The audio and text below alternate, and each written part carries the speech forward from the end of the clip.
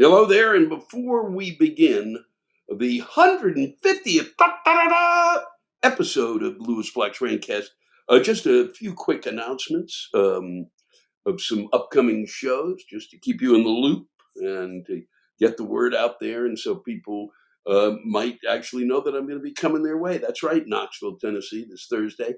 I will be coming to you at the Tennessee Theater, onwards Friday to Birmingham, Alabama, and the Lyric Theater, Saturday ending in one of my favorites, Biloxi, Mississippi. I have had a history there, uh, and I will be performing at the Beau Rivage, as I have for a number of years. And then uh, one of the most extraordinary things I've been doing in a while, staying on the bus and going up the heart of the country, Biloxi, all the way up to Rapid City, South Dakota, kind of a test, really, that astronauts take by going through a variety of climates and temperatures. So Rapid City, South Dakota, coming your way, Sioux Falls, South Dakota, Fargo, Minnesota, Fargo, North Dakota, Duluth, Minnesota, and that'll be the week after. So stay tuned. We've got a whole new tour coming up, and announcements will be made of cities that we'll be coming to, and hopefully you'll be on that list. And we've got, if you head to the my website, you can pick up a membership in the Lewis Black fan club, which allows you to not deal with Ticketmaster or any other bullshit. And yes, we do charge his fee, but it also gets you a few other perks, certainly, that I think might be worth it to you. Take a look, see if it is. It certainly beats paying the Ticketmaster price, and you're in the first 10 rows and you deal with a human being. What else can I tell you? That's all I got to say. I am so excited to be getting on with the 150th. Let's go to it. Today's show is sponsored by Microdose Gummies. Microdose Gummies deliver perfect, that's right, entry-level doses of THC that help you feel just the right amount of good. Have you ever wondered what microdosing is? Well, those who microdose, they do it for a variety of reasons. It might be to reduce anxiety, or get in the zone creatively, or just to recover after a strenuous workout. Multitaskers microdose so they can focus and get work done. Others might need it to reduce anxiety, or to wind down the day and get some restful sleep. I use their product called Cotton Candy Kush. Yep, that's what they call it. I take it, and it helps get me to sleep and helps me stay asleep. And I have always had trouble with sleep. Well, microdose gummies certainly do help. Microdose is available nationwide. To learn more about microdosing THC, go to microdose.com and use code Lewis to get free shipping and 30% off your first order. Links can be found in the show description, but again, that's microdose.com and code Lewis. This could all go horribly wrong at any minute. I wish I could afford somebody to play a trumpet or some band or something, but let me just say, welcome to the 150th episode of Lewis Black's Rantcast, entitled Seriously? Yes. And a special guest today who wanted to be on today's episode, but there from the beginning and then left, and will probably be fleeing after he speaks. Ladies and gentlemen, the rubber chicken, he's never appeared. Yes, mocking me again. Mocking me and just knocking me over with his commentary. I won't even tell you what he said, but it was great to see him, if even just for a few moments. And I'm also joined today by a special pal. That's right. Candy corn. It's that time of year. Oh, God, does that make me sick. Oh, yeah. But this, of course, comes from my good friend, Kathleen Madigan, actually a birthday gift, because she knows what I love. But what's wonderful about this is inside my little pal is, yep, whoa, are you kidding me? There you go. That's what's inside candy corn. The devil. That's right. It's the devil is inside candy corn. And And this is absolute proof of it. Kathleen wanted me to see it, and I am thrilled that I have it here and can punch it around when necessary. It is that time of year, the annual celebration of the harvest season, of which no one in any city celebrates. We wander down the streets, pumpkins in the windows, 35-story high. Who knows what's occurring there? Who knows what is occurring there? As we celebrate the harvest season, we're insane. No, it's a kids' holiday that adults have co-opted, and I've talked about this time and again. Every year, we get to this point, and it's beyond disturbing. Seriously, there we go. There's the title. And seriously, if you're an adult, you don't get to wear a costume on Halloween. All right, you can wear it any other day of the year. All right, but not on Halloween. Back off. Back off. Our children are weeping as it is in terms of what's happening to us. And you're going, well, I don't really know. Yeah, put the costume back in the closet. Wear it the day after. Okay? November 1st was actually seen as initially as the end of the holiday season. I mean, of the harvest season, and because that's really when they saw the winter beginning, or the late fall, or whatever the fuck they thought. I read it somewhere today, but that was the original ending of the harvest season. So wear it on November 1st, and everybody will be happy. And look, and the candy corn, seriously, is still being sold year after year after fucking year of people putting down the corn that tastes like candy. No, it tastes like shit. It's that simple. Please, if you think it tastes good, it's only because you've been really brainwashed by someone, or because doing it every year, you have developed some sort of a taste for it, which makes no sense to me. Because I ate it for years and years. I would forget. Every year I'd forget, there'd be a bowl of it, I'd be shoving it. My mother would go, what the fuck's the matter with me? But when a year passes, I'm 9. I should know by then. It tastes like shit. Or you put the little candy corn in your mouth, I wish I could do it, and you put it on your teeth, you look like Dracula. All right, enough of that. But this is, remember, what is inside candy corn, the taste of the devil. Seriously, it is the 150th episode, and I am thrilled that I've been able to spend this much time with you. I'm sure that you've been ecstatic about it. But the thing that's extraordinary, how successful I've been after 150 episodes. I have not moved, really, from the bunker, from my cable access studio. Same set, same everything. Nothing has changed. We've gone nowhere. The rubber chicken he's gone now. He was excited for a moment, and I hope you are. I'm seriously, this has been an unbelievable ride. And God knows what I've been saying for the 150, and to be able to sit here and talk to you out there and have no real sense of that tactile sense of an audience presence has made me feel for 150 episodes like a madman in a padded cell with pictures all around me that really make me very happy. And someday I would explain to you. And also, I am wearing, as you can see, in celebration, the Baltimore Orioles. This is an actual representation of the Oriole itself. They smashed it and put it right on everyone. Everyone is a smashed Baltimore Oriole. Oh boy, am I tickling myself today. I've not talked about them, and I want to thank them again for an absolutely extraordinary season, a summer season of joy and happiness and competition, in the sense that, yes, we're back in the ball game. I have not paid any attention since they got screwed out of going to the next round. I thought if they took the time off, there would be problems. I think they were on a run. I think that stopping it, they had that moment of, oh, that's right, we aren't supposed to, and they started thinking. And what was great is they didn't seem to be thinking. They just seemed to be having the time of their lives, and they took me along for the trip. I can't thank them enough. And I just haven't watched.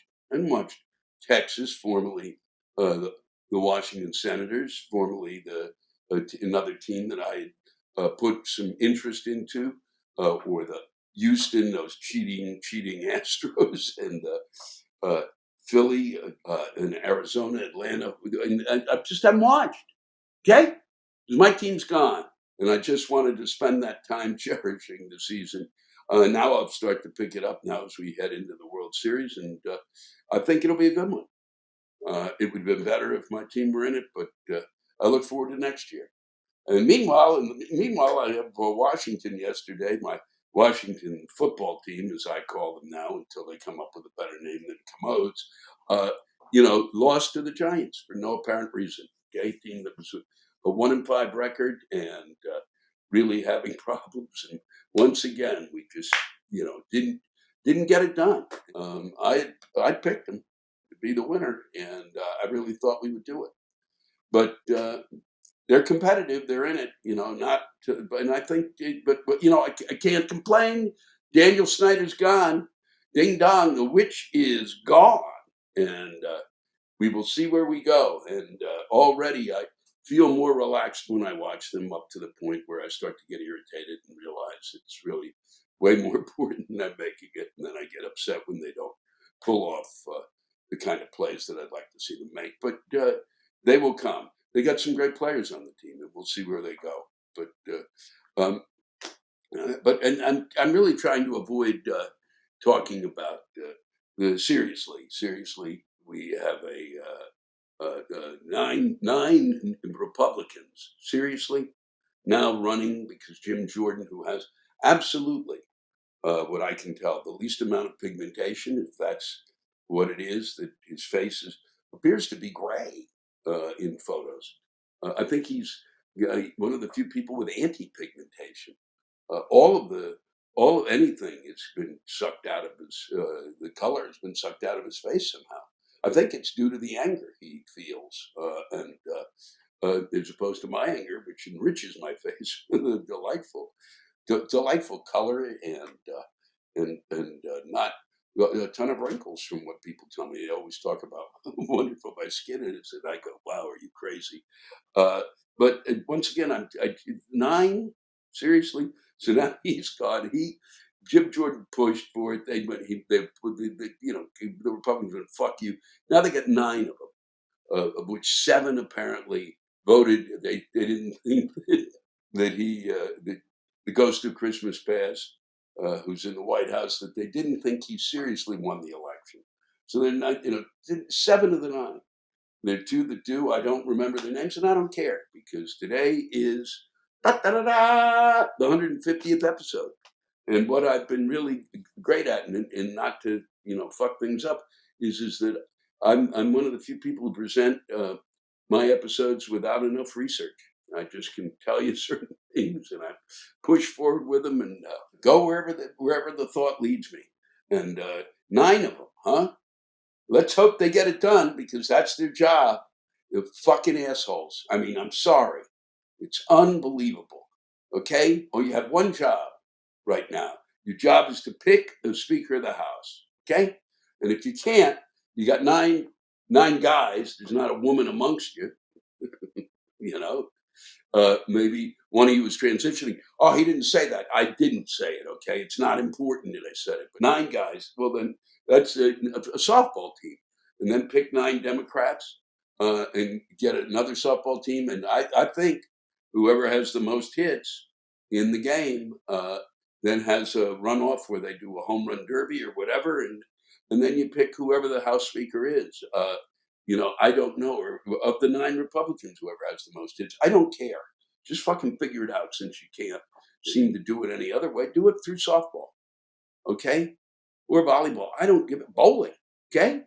That may probably be up everybody's speed in Congress, is to have a bowl off. That's the best, right? That's a great idea, and it just came to me, and I'm more than willing to share that with the 9 who are out there. Son of a bitch, because God knows they can't sit in a room and figure out who the fuck they should pick, which is beyond belief.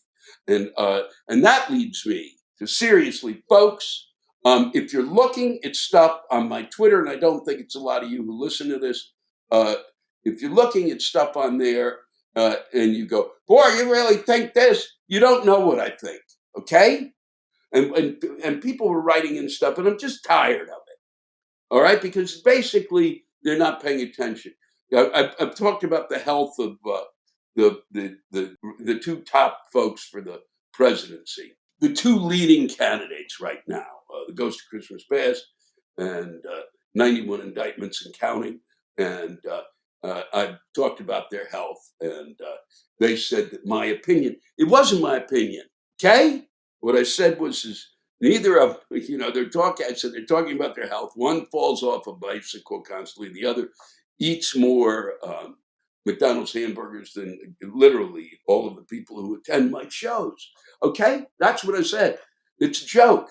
Okay? You didn't think the joke was funny. I get it. Don't call it my opinion. Fuck you. All right? It's not an opinion. Okay? And if you think it's an opinion, you're taking this shit way too seriously and drop it. Okay? Because what I'm saying is I don't like either of them. You think one of them, you think that the other one of them is better physically than the other? Come on. Get a grip. I'm 75. I get this age group. And neither of them, okay, it should be, at this point in time, at their age, running for the presidency. Sorry. I don't see it. Okay? I think we got to get to a point where, but now at this point, who knows? All right, we can't pick a Speaker of the House. Who knows what we're capable of? I certainly don't.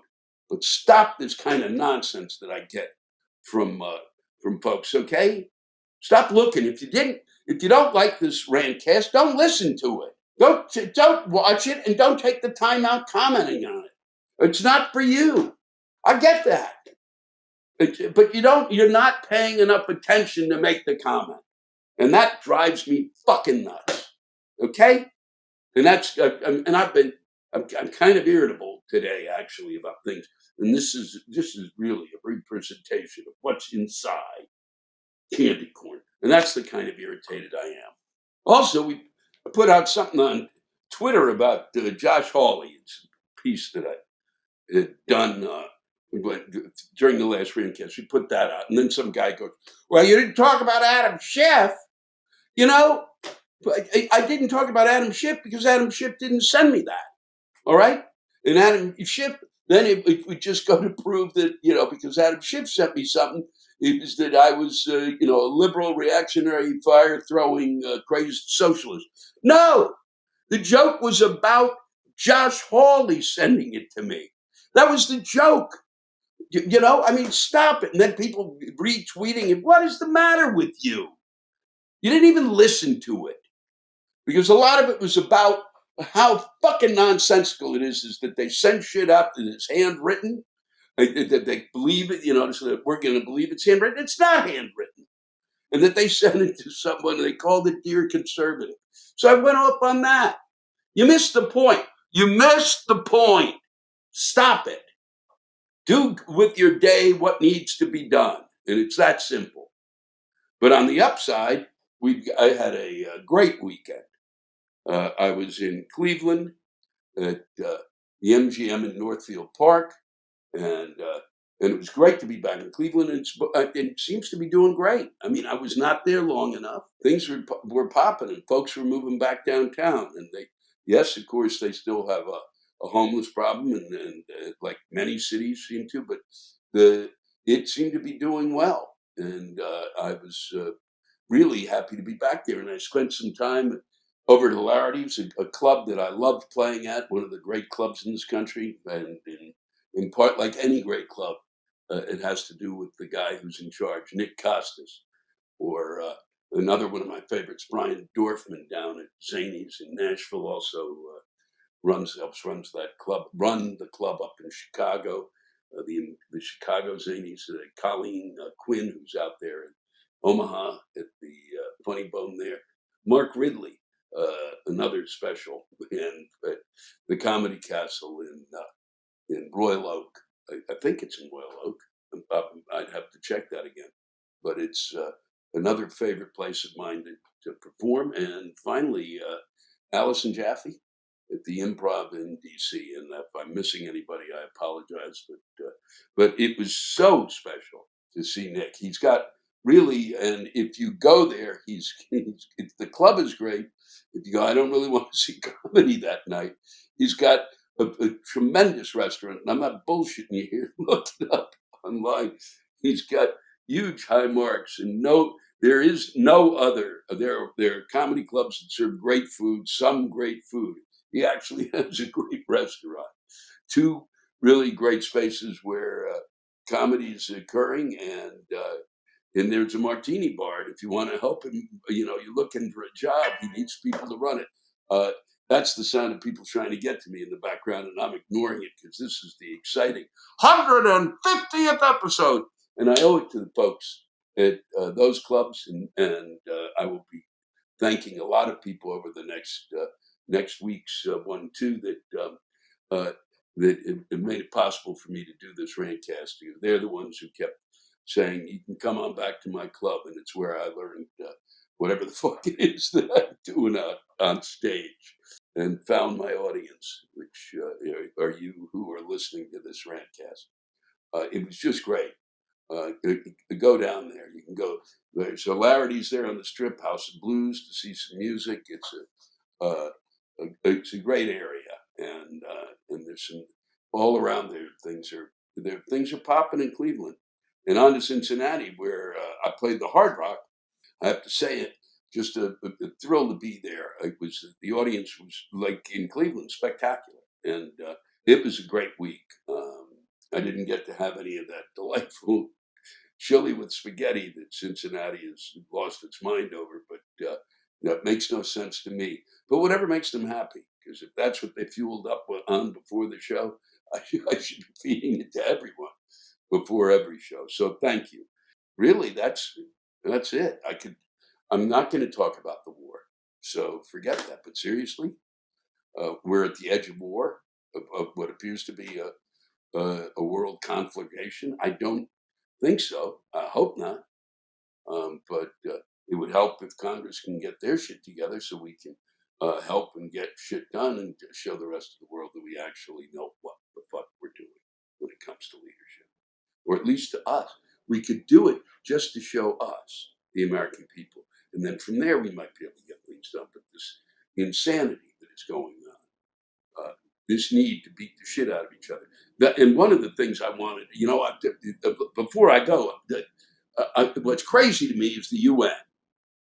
And it seems to me when I was a kid, all right, and there was, I read about the UN, which right at the end of the war, the World War II ends, the fucking taste of death and the smell of it is in their mouths. These fucking people of the world. And they gather together and decide to build, once again, they tried a League of Nations. That didn't work. We're going to do a United Nations. And I thought when I read about that, I said, how the fuck, year after year after year, do the job that you were fucking set out to do, which is to prevent this kind of bullshit that we're watching from happening. You don't allow countries to invade other countries without goddamn punishment and without having a UN force that goes in there. You don't have a vote about it. You fucking send them in. You don't allow people to pull this shit. Okay? I realize it's what people want to do because they really want to get after each other, because the problem that they have is because of the other people. Well, stop it. Grow the fuck up. This world, watching it year after year after year, okay? You fucking step in. There should have been a fucking solution to what goes on in the Middle East. Should have happened years ago. Years fuck ago. Okay? When they first started fucking getting all pissed off about Israel. Tough shit. Okay? I'm sorry.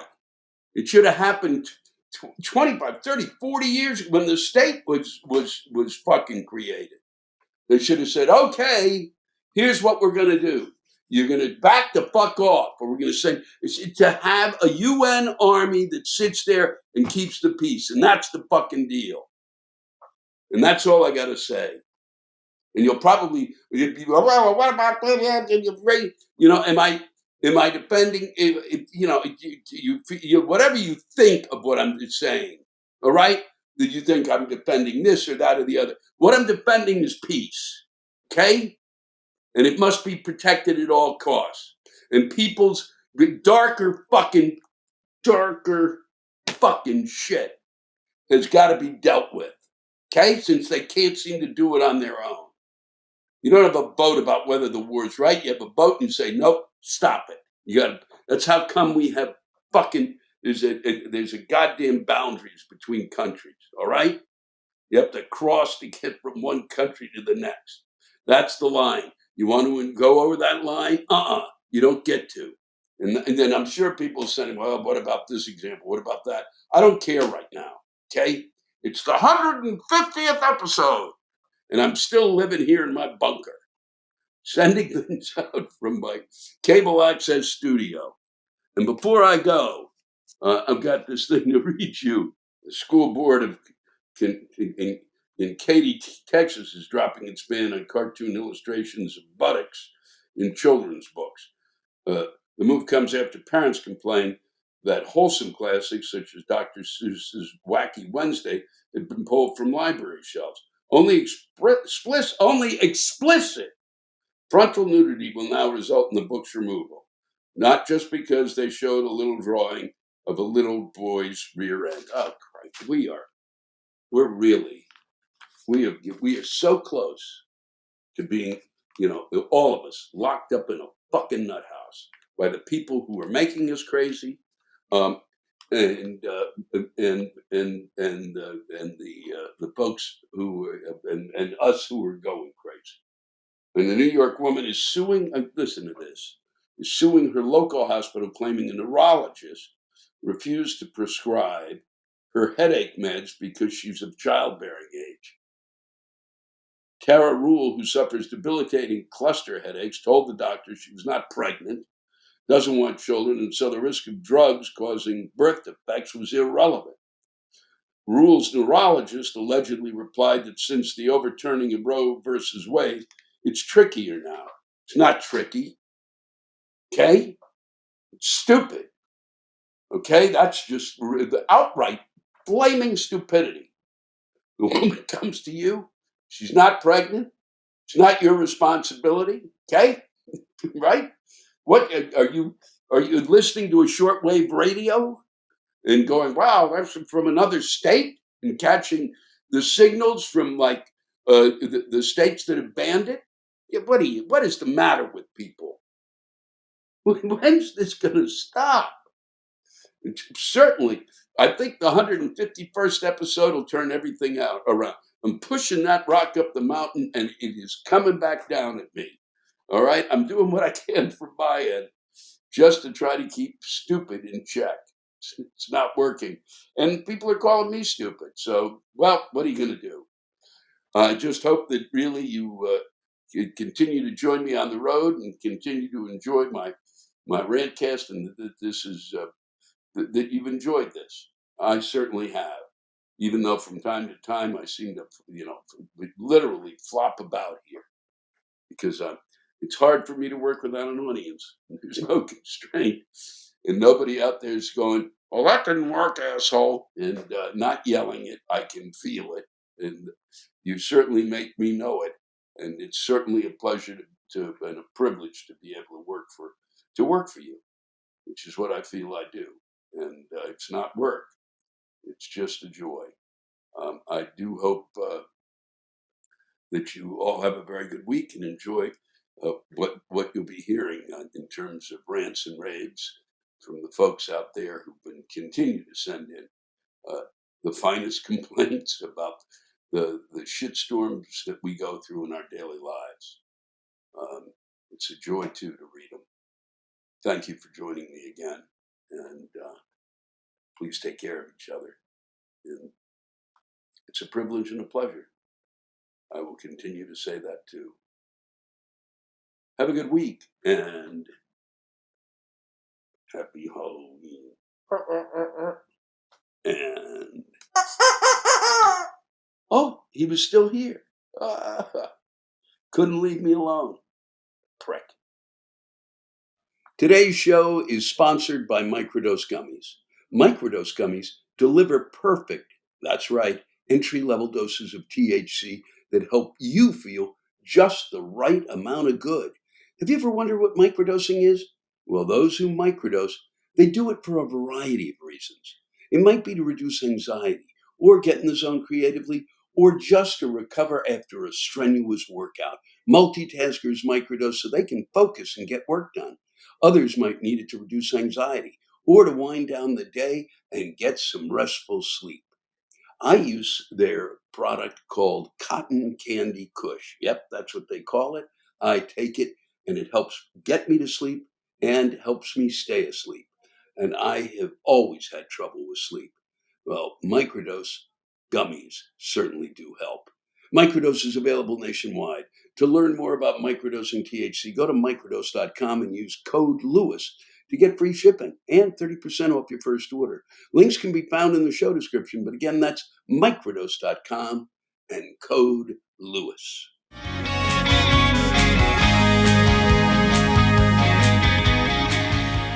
Eric Bell with a few notes of anger, of just a few drops about the state of our popular culture. I agree with your take on our enlightened culture that is obsessed with the Kelsey Swift relationship. I can't stand him as a football player and her as an alleged artist. So why do I have to be reminded everywhere that I turn about them? They're stealing a kiss together in a rented out restaurant with their closest friends in attendance, all of whom have cell phone cameras. They both made pop-up appearances on SNL this week. And after I saw them, I had to go buy a new TV. They weren't even the host or musical guest. With other pressing matters and current world events, I'm glad I have their relationship to distract me. It's zapping me to the point where I don't even want to pick up my phone, turn on the TV, turn on the radio, read a newspaper, drive by a billboard, talk to my 2 grade school aged daughters. Well, not really on that one. It's all Swift. Kelsey Swift. Go see Taylor's new concert film out in theaters on Who Gives a Fuck, blah, blah, blah. Carlin and Hicks were right. Modern media and corporations are hell-bent on turning us into mindless consumers, and I'm starting to crack. I even went to see the top-grossing film Barbie because my 2 little girls dragged me to it. And it wasn't bad. Gave me some material for the good old spank bank later on. Wow. Thanks for oversharing. Then on my ride home, my daughters were running the radio. So guess what was on the pop stations? You guessed it. Songs from this softcore porn of a film. Normally I wouldn't care, but rampant consumerism has invaded every corner of my life with no end in sight. Turn a blind eye? It's everywhere. Turn the other cheek? They'll just get that one too. I guess I'm just going to have to give in on this. But I know if you ever see a man past his 20s in a theater alone watching Taylor Swift's new concert film, and he's wearing a Barbie t-shirt and pink cowboy hats and boots, please come over to him and softly say, it's okay to hate all this shit. It's supposed to bother you. You don't have to suffer. There's still time for you. Just get up and walk out. And burn that shit you're wearing in the trash and go buy a 5th of whiskey and watch the Rocky film series at home. The life you may be saving may be mine. Well, you certainly have saved a portion of my afternoon with your, I don't know about the Rocky thing, but you're still back to, that was the big thing at the time. That was pop culture then. It's still a pop culture reference. But I'm not going to argue with you. It's your rant. You let it rip any way you want. Thank you, Eric. Roxanne Belts has found a reason to be pissed. Why are all the good wing places sports themed? What about nerds that just like wings? Why not open a restaurant that shows Star Wars movies, vintage Star Trek, Doctor Who, and Monty Python? Huh? Seems unfair that jocks can go someplace in public to enjoy wings and male bonding, and there's no room for nerds who want mild wings with ranch dressing. Well, I think you probably represent a minority, but you never know. Could cause a flood of new wing places, but I wouldn't count on it, Roxanne. But I'm thrilled that you spent the time to get that out there because it's true. It doesn't make sense. I sit in some places at a variety of hotels or motels or whatever you want to call them around the country, and wow, I'm staring at these TV sets that are on to like some sort of a the housewives of Transylvania or whatever the hell. What a terrible joke. I apologize for that, but thank you, Roxanne. From Colin McCurley. How hard can it be to make Trump look stupid? It drives me crazy that the American mainstream news media cannot or will not simply convey the obvious fact that Trump is an imbecile. There are two types of people supporting Trump: grifters and imbeciles. The grifters you're never going to convince, but the imbeciles, they are ripe for constructive ridicule. The object of telling stupid people to their face that they are stupid is not to make them understand and agree and accept that they are indeed stupid. The object of humiliating a stupid person is to get the guy next to him to see that the imbecile is an imbecile and the guy next to him is not. You need to cull out the independence. Trump is just a moron. He's not some evil genius. He's a moron who has gotten through life by using listen to this, folks. Listen to what my friend has to say here. The $400 million he inherited to fund a life of imitative grifting. Corruption is easy. Trump's ultimate defense is that really stupid people identify with him and think that he is a demonstration that they are not so bad. These morons must be ruthlessly mocked in public. That's what the news media should be doing instead of trying to make everybody fear Trump, which is exactly what he wants. They should be ridiculing him out of public life. Trump does the stupid shit he does because he is stupid. Then he acts like he intended to do whatever stupid shit has just been made public, and the media let him get away with it. God, the fact that Trump blurts out national security secrets isn't evidence that he is in any way morally defective. It just proves that the guy is a seriously stupid man, an absolute idiot. You can't moralize Trump supporters out of supporting him. You have to humiliate them so mercilessly that nobody with an ounce of intellect will want to be seen with a MAGA moron. The tut-tutting of the mainstream commentators actually props up Trump's persona. You can't be going to convert a Trump supporter. You won't convert a Trump supporter by wagging your fingers at them. Merciless, aggressive ridicule is what it's called for.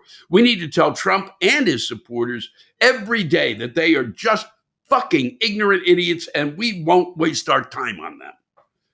It's just painful to watch. Trump needs to be laughed out of public life, and the average American member of a jury pool has to be made to see Trump as a national embarrassment. And that's what he is. All Americans should hang their head in shame that they have allowed such a fucking peanut to establish himself as part of the national discourse. What the fuck, America? What the fuck? What the fuck? Well said, Colin McCurley. And thank you for sharing a bit of venom there. And once again, folks, for those of you who might have reacted and said, no, you can't call those people morons and that Trump is, look, if, write in your rant. And don't tell me it's because, you don't want to share it, because somehow you don't think, I'll read it. Got it? I will read it. and have time and again when things come in. So please, all right? Don't sit there and then go, boy, you're really I can see what side you're on. I'm trying to read what it is that you want to bitch about. Everybody wants to bitch about, okay? So if Colin pissed you off, tell your story. Okay. That's all. That's all from me. Sorry for letting it go on there. Colin, you deserve the credit for a splendid rant. Amber Ribadeneira. I'm going to go with that. Ribadeneira.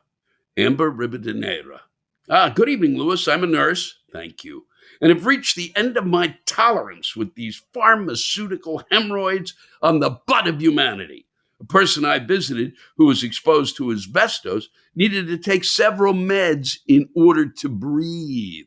One of the meds cost $18,000 a month. The second was $19,000 a month. And the last was $21,000.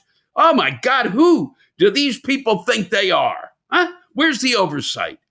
Maybe if politicians had to pay for their own health care, basic needs like breathing would be affordable. Preparation H needs to be the next superhero. I doubt if we can rely on Preparation H. It doesn't cost enough. Preparation H, not in Preparation A. It doesn't cost enough, but boy, that's incredible. That's $58,000 a month to breathe. Amber, it's important to get messages like that out there constantly at this point, because the government of our country has to begin to respond to the problem, which is staggering. I had one earlier. I just am not going to be reading it but it was about the fact that, you get health care, but somehow that doesn't cover your teeth. So that's always good for folks. Oh boy, everything is working, but I can't chew food because my teeth are rotting. Oh boy. Amber, thanks. Dear Lewis, I became a fuck you member just before COVID hit with the intent of seeing some of your shows, but then came the lockdown. With all the schools on remote learning, I became my grandson's teacher. Let me mention here he has ADHD and Asperger's. A side rant. To all the parents that bitched to teachers about all the glitches that occurred at the start, fuck you. They were doing their best in learning the technology, like the rest of us. Some days were okay, but fuck me. Other days, that child had me screaming into a pillow. Lewis, I love my grandson, but there were days that child made me understand why lions sometimes eat their young. On the screaming pillow days, I logged onto your website and watched some rants and laughed till I damn near pissed myself. I felt my sanity return. So here I am 3 years later in the audience, seeing you in person. Thanks again, Lewis. Lil. Well, thank you, Lil. Thank you for sharing that rant. Thank you for, I can imagine what it was like. People have already forgotten what it was like. People have ignored that it even occurred. People kind of it really didn't matter. People are completely wrong about that. And I'm glad that you pointed out a few things, Lil Anderson. And I think you may have seen me in Escondido, but I'm not sure from the date in which you saw this, but that I got this and read it. But I hope I hope it was a good show. And I really have to take the moment to thank all of you who keep sending in those rants. And as you can tell, I read that ending in part to let you know that your rants do have an effect and do make the folks out there laugh when you share just how incredibly pissed you are. And it gives me great joy, as Lil's just did. Sorry for the pain it cost you and the frustration, but glad you shared. Thanks to all of you for listening to my Rantcast. If you have a rant you want to get off your chest, send it in to me at lewisblack.com/live. You can think of it as therapy, or whatever you want to think of it as. Just let it rip. And I want to thank the true stars of our show, the ranters, and the splendid rants they gave us. Lewis Black's Rantcast was created and hosted by me, Lewis Black. Our live rant audio was produced by James Salter. Our theme song by Chris Lane. Executive producer, Ben Brewer. Executive producers, Matt Kleinschmidt and Robert Kelly for the Laugh Button Podcast.